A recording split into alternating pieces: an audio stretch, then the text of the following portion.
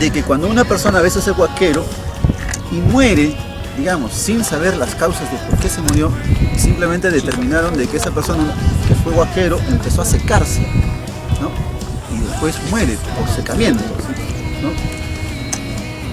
Y digamos la explicación de por qué una persona, un huaquero, muere de esa manera, secándose, simplemente es por una cuestión de contaminación. ¿Qué sucede? Que normalmente a veces los huaqueros que hacen, excavan, ¿ya? Encuentran un entierro, lo destapan y simplemente quedan contaminados. Y eso, así vayan al médico, al hospital, a la mejor clínica, no detectan nada, es una persona sana, ¿ya? Sin embargo, ¿qué ha pasado? Lo único que ha pasado es que este señor, al abrir un entierro o al abrir una vasija, una cerámica, ha respirado lo que estaba adentro. Imagínense una vasija, porque todos los muertos están enterrados con sus vasijas, ¿no? Y ahí está la comida, en esa época, enterraban con su comida. Pero al sellar la vasija, ¿qué se concentra? No solamente la comida, sino oxígeno. Ahora, ese oxígeno, más la descomposición de la comida, tantos años de descomposición, destápalo. Solo que lo respires un poquito nomás ya te contaminaste. Empiezas a secarte. Simplemente la persona muere por contaminación. ¿Qué hacen los huaqueros ahora? Utilizan una barreta, ¿ya? Sienten que suena algo y a veces incluso sienten que se rompe algo. Si sienten que se rompe algo es cerámica. Entonces, antes de sacar la barreta, traen un mechero, lo ponen ahí, sacan la barreta y como es gas, con el fuego inmediatamente se quema, digamos, desaparece. Entonces siempre ahora los huaqueros utilizan mecheros, ¿ya? ¿Para qué? Para que el gas inmediatamente se consuma y así ya no le afecta a él, ¿ya? Entonces, esa es la técnica que utilizan ahora los huaqueros. Muy bien, ustedes ven acá, bombardeado, ¿no? Como si fuera una guerra. Nada, simplemente que los huaqueros han hecho todo esto, tratando de encontrar lo que siempre se quiere encontrar: oro, plata, tesoros. En realidad no existe, aquí en la costa central no existe, y si existe pues tienen mínimas cantidades, principalmente por cuestiones de comercio, ¿no? Que esta cultura haya tenido relaciones comerciales con otra cultura y por ahí quizás algún metal que se haya intercambiado, pero en cantidades, así como quisieran encontrar como el señor Risipán, ¿no? No se va a encontrar aquí. En el norte sí, porque en el norte trabajaron mucho el oro, la plata, ¿ya? Pero aquí en la costa central no, es muy poco lo que se podría haber encontrado, ¿ya? Muy bien, ¿preguntas? ¿Alguien recuerda por qué se construyeron los templos, estos templos? ¿Para qué se construyeron? Sacerdotal. ¿Esta ubicación? Estamos dentro del distrito de Caraballo, a la altura del kilómetro 22 de la avenida Tupac Amaru. La avenida Tupac Amaru está por ahí. Sí. El río Chillón a ese lado. ¿Ya? En tierra. Bueno, en Garegay les comenté, creo que vieron con otro profesor, ¿no? Los templos fueron dedicados básicamente a un dios, al dios Kong. ¿Me decías? Ceremonial. Sí, es un centro ceremonial básicamente. Uso ceremonial. La antigüedad está aproximadamente en 1500 años antes de Cristo, en la época del formativo. ¿Ya? Formativo se dice porque ya está entrando a la alta civilización, ¿no? Ahora hay una discusión en señalar dónde está el origen de la cultura peruana. Cuando Julio César Tello dijo que la cultura matriz era Chavín, incluso señaló que el hombre provenía de la selva, ¿no? Y de la selva subió hacia la sierra y de la sierra recién bajó a la costa. Pero ahora ha cambiado esa concepción cuando se descubre Caral. Y se dice que no, que el hombre, ¿no?, peruano primero se asienta en la costa y de ahí asciende a la sierra y de ahí posiblemente ya se proyecta hacia la selva, ¿no? Entonces, en realidad también las teorías se van construyendo porque no hay nada en cuanto a las ciencias sociales, a la arqueología, a la sociología, no hay nada determinado, todos son hipótesis, ¿no? Y una y otra se va construyendo. Nosotros como investigadores sociales, por ejemplo, nosotros nunca podemos definir concretamente que esto es así. No es como una matemática, 2 más 2 es 4 y punto, ahí me cierro, no. En el caso de las ciencias sociales siempre se trabaja con hipótesis, ¿no? Y se va estableciendo un acercamiento a la realidad, porque mañana más tarde puede surgir otro espacio, otro lugar que pueda cambiar esa concepción, ¿ya? Pero siempre tratamos de acercarnos a una realidad, a un contexto en el que se vivió en esa época.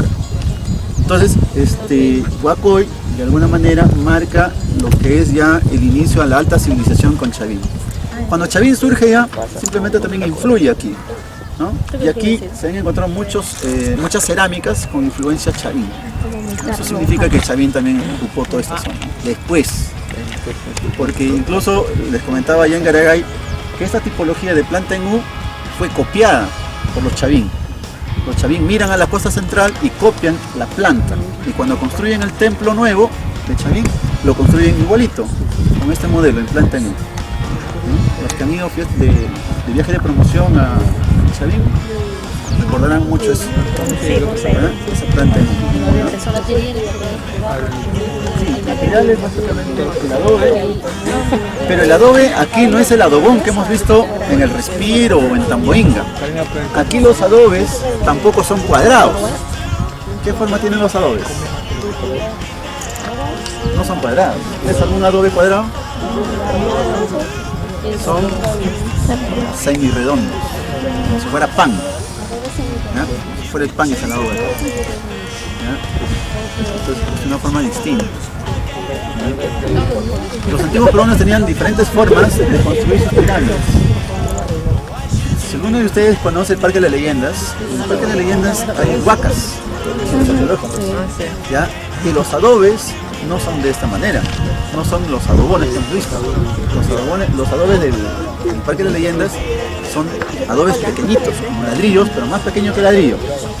Incluso la construcción, allá en el Parque de las Leyendas, de la disposición de los ladrillitos, estos adobitos, no se coloca en forma horizontal, sino se coloca en forma vertical. Es decir, como si fuera un librero, así como la biblioteca que ustedes ponen sus libros, en forma vertical, así.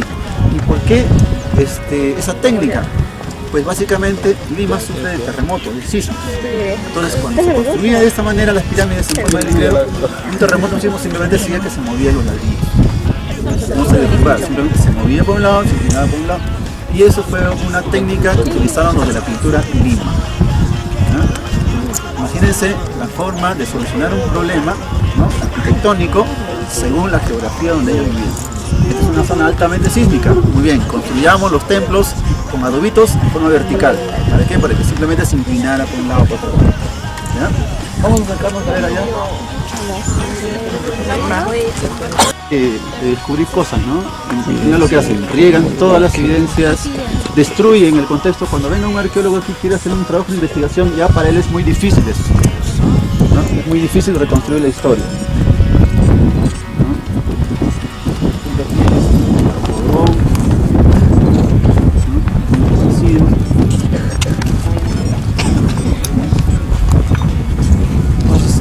Se destruye aquí son evidencias. Lamentablemente esta gente simplemente no toma en cuenta lo que es la historia, la arqueología, ¿no?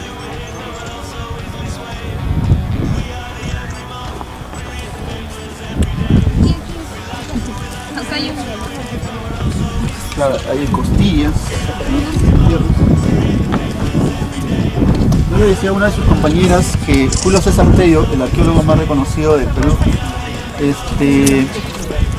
él antes de ser arqueólogo fue médico y él hizo una tesis de investigación justamente para su título de doctor, analizando momias de la época del antiguo Perú, y él determinó que en el antiguo Perú los antiguos peruanos sufrían de sífilis, justamente haciendo análisis de los cadáveres.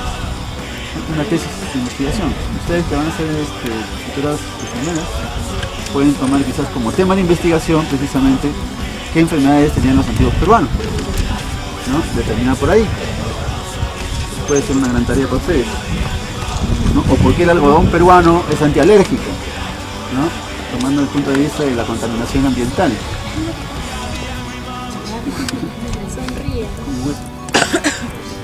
Hinomoto. Muy bien.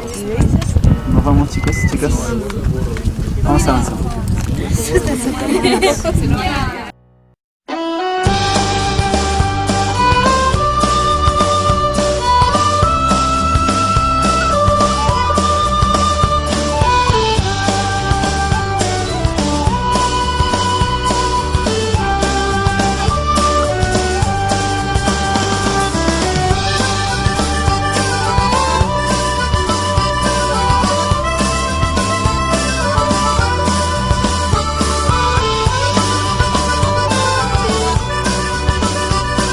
hemos llegado a Punchauca. Bueno, Punchauca es más conocido en los libros de historia porque aquí se reunió el libertador José de San Martín con el virrey José de la Serna. Pero su ocupación no viene desde la época colonial, sino viene desde el antiguo Perú. Es decir, también es un sitio arqueológico. Porque si ustedes se han dado cuenta, al momento de ingresar, hemos tenido que subir por unas escaleras y llegar a un nivel más alto en comparación a lo que está en las viviendas de afuera. ¿Por qué? Porque esta casa ya fue construida sobre una huaca. Es decir, debajo de aquí hay un sitio arqueológico. Y de ahí viene el nombre, Punchauca. Punchauca es un término quechua, ¿ya? Es de dos términos quechuas. Punchau es día soleado y huaca, lugar de adoración. Como le decía en un inicio, los españoles corrompieron el idioma español, quechua. Entonces debería ser Punchauhuaca, pero lo sintetizaron y lo hicieron Punchauca, ¿ya? Entonces, esto es un lugar de adoración al día con sol, ¿ya?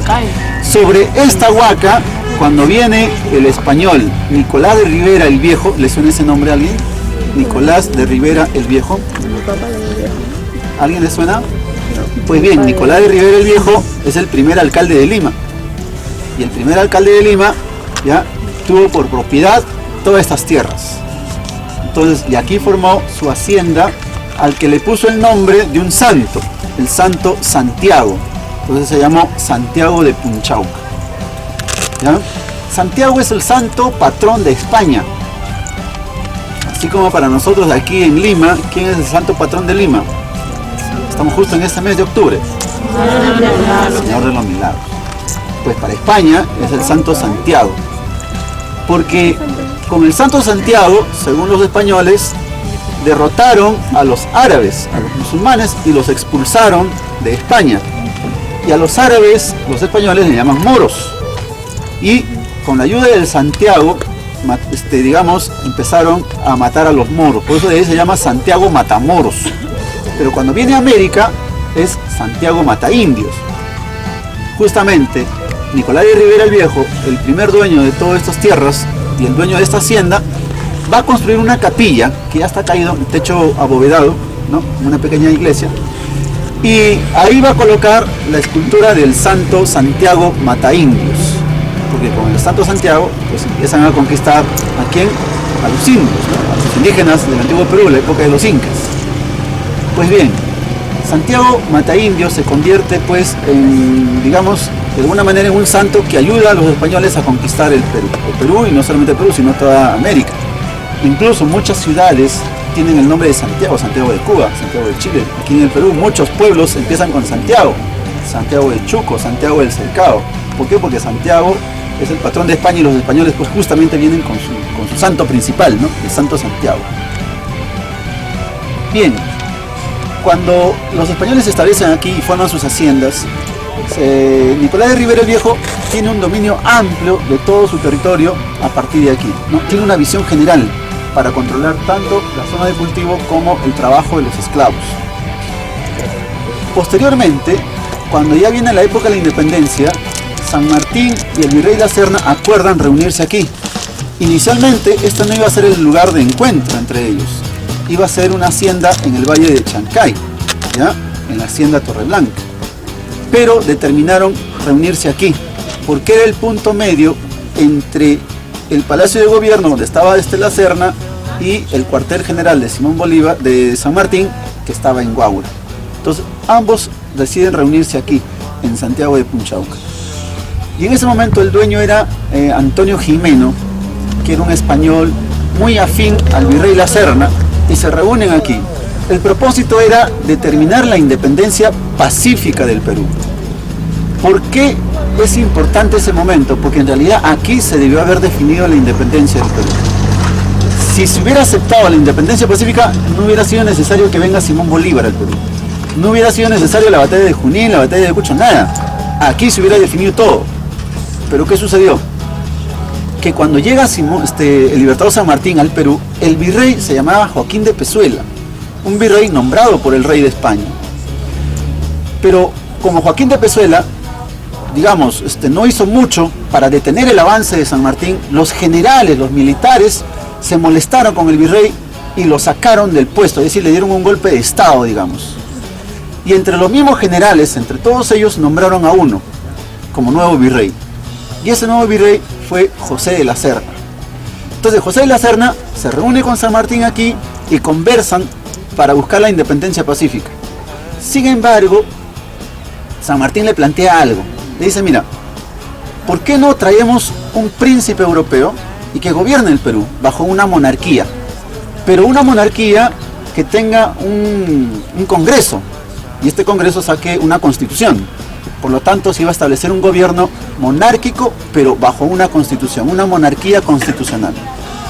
La Serna aceptó de alguna manera la idea, que estaba muy bien, ¿ya?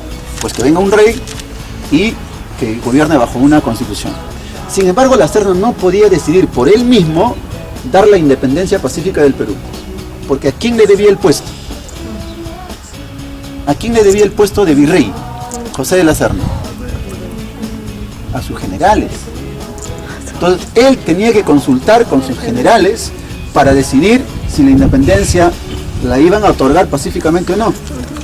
Entonces, aquí le dice a San Martín, ¿sabes qué? Deme 2 días. Dame 2 días para yo consultar con todos mis generales y si decidimos dar la independencia pacífica, pues aquí se termina todo.